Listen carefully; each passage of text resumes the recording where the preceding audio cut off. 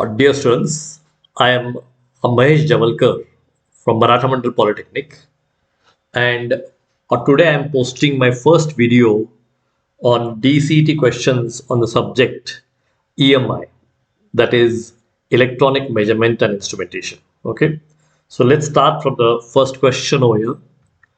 So before going to the question, we'll see the syllabus, what is there for the DCET. So in the syllabus of measurement and instrumentation, which is asked for 7 marks, so 7 questions can be asked on that. The measurements methods like direct and indirect measurements, then electronic measurement system, how do we sense through a sensor and how do we get the output and what kind of output is shown, all that is there in electronic measurement system. Then dynamic characteristics of an instrument like fidelity, speed, dynamic error and all. Then we'll see types of errors, gross errors, systematic errors, okay, random errors. Then we'll see analysis of errors. Then we'll see what are standards like a primary standard, working standard, okay, secondary standards. Then we'll have bridges like AC bridges and DC bridges. Okay, we'll have a Wheatstone bridge and Maxwell bridge. Then we'll have to know what is a PMMC meter, permanent magnet moving coil. Then with that PMMC meter, we'll see what is D-Arsenal movement, and then we will see what is a DC voltmeter and ammeter by connecting a resistance in series with the D-Arsenal and by connecting a resistance in parallel. Then we'll see what is electrodynamometer principle, and in that we'll see what is a voltmeter, ammeter, wattmeter. Then we will see what is a cathode ray oscilloscope, CRO, signal generators which can generate functions like sine wave, triangular wave. Then we'll have wave analyzers. Then we'll study what are transducers, and that we can study what is strain gauge, what are capacitive transducer, what is Hall effect, what is piezoelectric type, what is LVDT, linear variable or differentiable transformer. Then thermistor, thermocouple for temperature sensing. Then piezoelectric and proximity sensors. So apart from that, we'll study what is digital voltmeter, electronic counters, digital frequency meter, digital LCR meter, and digital multimeter. Okay, so based on these topics which you have studied in the electronic measurement and instrumentation, we'll be having questions based on these topics. Okay, so let's start with the first question. The first question is the purpose of the instrument is to. Okay, so the options here are allow measurements to be made, transmit the information, change the signals, or any of the above. Okay, so the exact meaning of what is the instrument and what does it do is allow measurements to be made.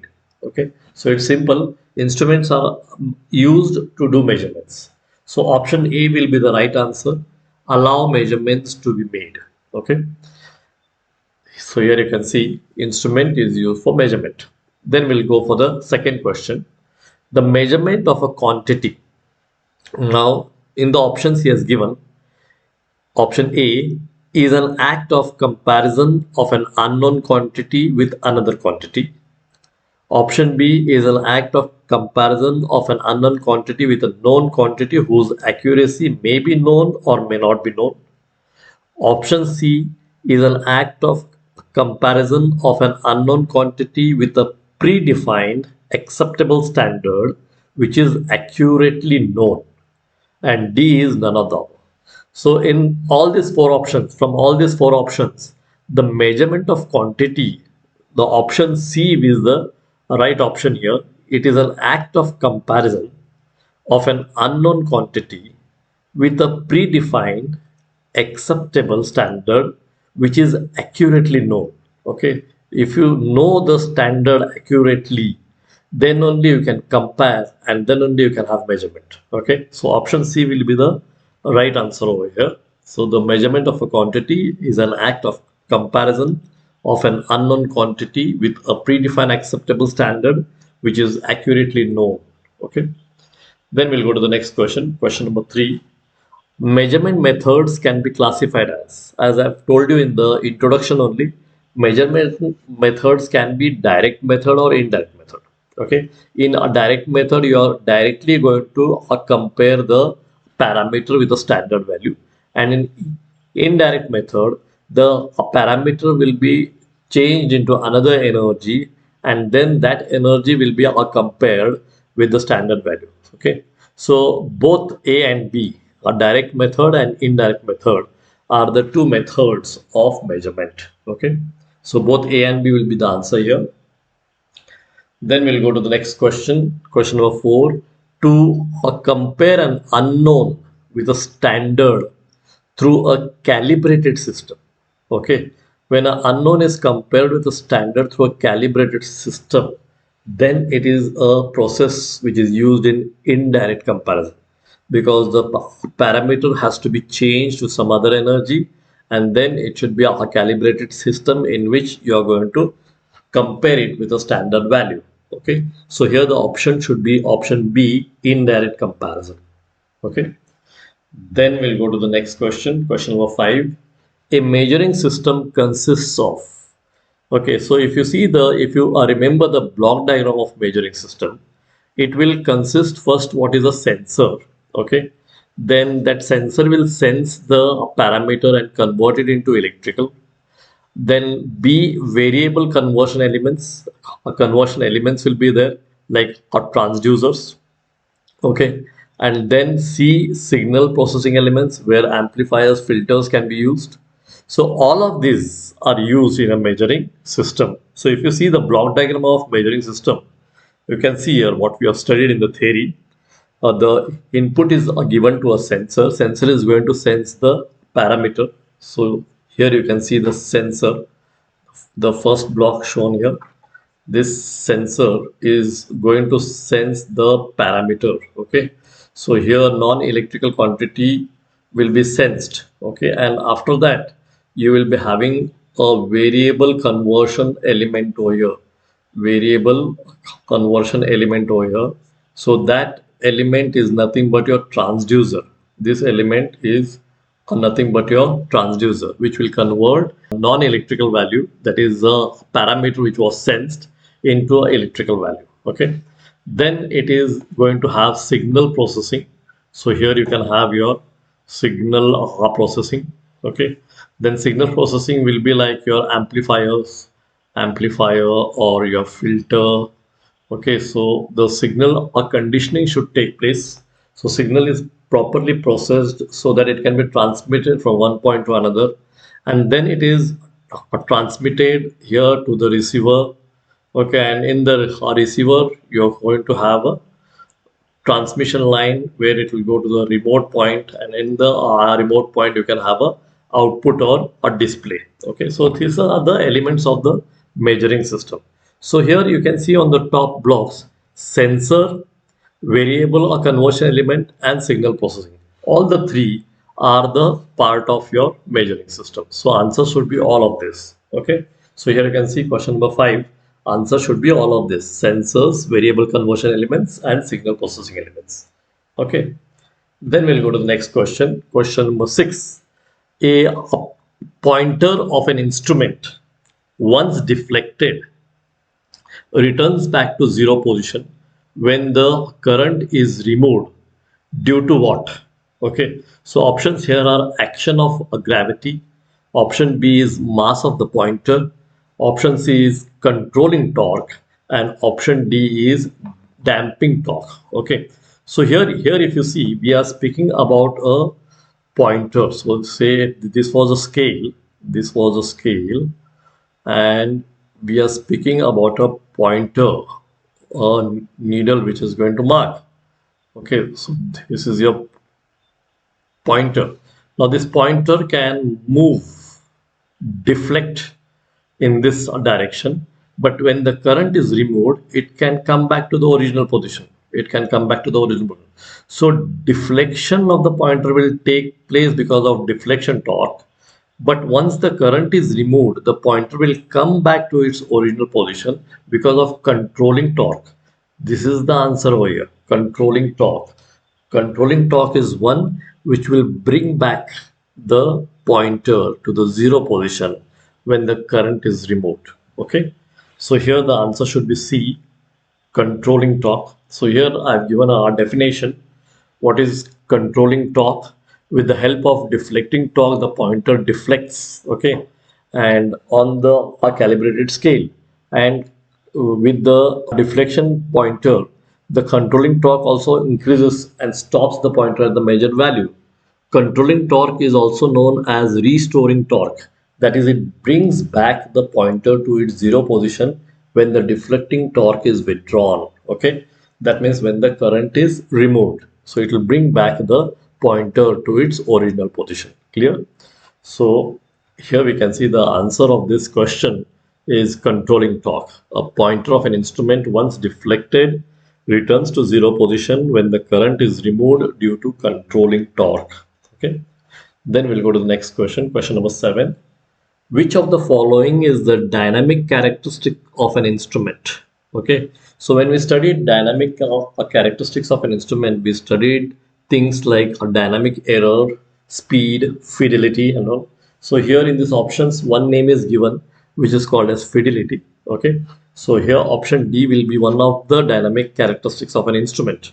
So here the answer will be option D, fidelity. Then we'll go to the next question, question number 8.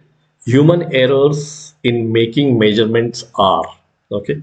So human errors are also known as gross errors. So gross errors are the human errors which are made by the human being while taking a measurement on an instrument. So these are called as gross errors. So here the answer should be gross error, A, gross error. So here I have shown you the classification of errors. Errors can be classified as gross errors, systematic errors, random errors. Systematic errors can be further classified as instrumental errors, environmental errors, and observational errors. And then instrumental errors are due to inherent limitation of devices, or the apparatus is wrong, or the effect of loading. Okay, so basically the first classification is a gross error, systematic error, and random error. So from this, the human errors are called as gross errors. Okay, so here you can see the answer for question number 8. Human error in making measurements are called as gross errors. Okay, then we'll go to the next question, question number 9. Which of the following error is caused by poor calibration of the instrument? Now, when you have poor calibration of the instrument, then the error which is happening is called as systematic error. Okay, so here the option should be option C, systematic error. So systematic error, if you see, it is observational errors, environmental errors, and instrumental errors. So instrumental errors means error happening in the instrument. So in our question, we saw that which of the following error is caused by poor calibration of the instrument. Then by the poor calibration of the instrument means you are having systematic error. Okay, so because systematic error has the instrumental errors. Okay, so here you can see the answer will be systematic error. Okay, then we'll go to the next question, question number 10. How systematic errors are eliminated? Now the best way to eliminate the systematic error is replacement of the instrument. So out of these 4 options, option B, that is replacement of instrument, will be the right one. Okay, replace the instrument, because with that only systematic error can be more eliminated. Okay, then we'll go to the next question. So here you can see the answer for the question 10th is a replacement of instrument. Then we'll go to the next question, question number 11. If the instrument is used in wrong manner, if the instrument is used in wrong manner while application, then it will result in what? If the instrument is used in wrong manner, then it will result in instrument error, because the instrument is giving you wrong results. So here the answer should be answer B, instrument error. Clear? Then we'll go to the next question, question number 12. Random errors in a measurement system are due to. Okay, now random errors occur because of unknown reasons. So they are due to something which is unpredictable. Okay, so here the option D will be the right option, unpredictable effects. So random errors are measurement system, random errors in a measurement system are due to unpredictable effects. Okay, then we'll go to the next question, question number 13. The degree of exactness of measurement compared to the expected value is known as. So whenever we measure something and if that measured value is more near to the expected value, the degree of exactness, that is called as accuracy. If you get the expected value, then it is more accurate. If you're very near to expected value, it is more accurate. If you're a little far from the expected value, then it is less accurate. So this degree of exactness of the measured value, okay, measurement as compared to the expected value, is known as accuracy. So here the option A will be accuracy. What is the answer for this question? Okay. Then we'll go to the next question. The smallest change in a measured variable to which an instrument will respond. Now, these are definitions you have studied in EMI subject. The smallest change in measured variable to which an instrument will the instrument will respond for a smallest change in the measured variable, that is called as a resolution. Okay, so that is your option B here. Option B will be the right answer, or resolution. Then we'll go to the next question, question number 15. Dash is the measure of the consistency or repeatability of measurements. That means if you're going to measure, say, 100 volts, and with the voltmeter you're going to measure it, and you have measured it 10 times, and all the 10 times if the reading is very close, okay, then it is highly precised. We call the instrument as highly precised. But if the readings are showing lot of errors, then it is not precise. Okay, so here dash is the measure of the consistency of repeatability of measurements, means precision. Okay, so here option D will be the right answer. Precision is the measure of the consistency or repeatability of measurements. Then we'll go to the next question, question number 16. A deviation of the true value from the desired value is known as, obviously it is known as error, because you whatever you are going to measure, okay, that value and the desired value. Okay, so whatever you have measured, if it is away from the desired value, then there is an error in your reading. Okay, so the deviation of the true value from the desired value, this statement itself says that it is an error. Okay, so here option C will be the right answer. Then we'll go to the next question, question number 17. The ratio of change in output of the instrument to the change in input. Change in output to change in input. So it means how output is behaving as there is a change in input, or how sensitive the instrument is, whether it is picking up the small signals. So sensitivity is defined. Sensitivity is defined as the ratio of change in output of the instrument to a change in input. Okay, so here the option should be option B, sensitivity. Then we'll go to the next question, question number 18. Dash errors are due to conditions external to the measuring device. So if you're speaking about external to the measuring device, that means you're speaking about environment. You're speaking about the climate. Okay. External to the measuring device, including conditions in the area surrounding the instrument. Okay. So here the option should be option B, environmental errors. So environmental errors are due to the conditions external to the measuring device, including conditions in the area surrounding the instrument. Okay. Then we'll go to the next question, question number 19. Dash errors are inherent in measuring instruments because of their mechanical structure.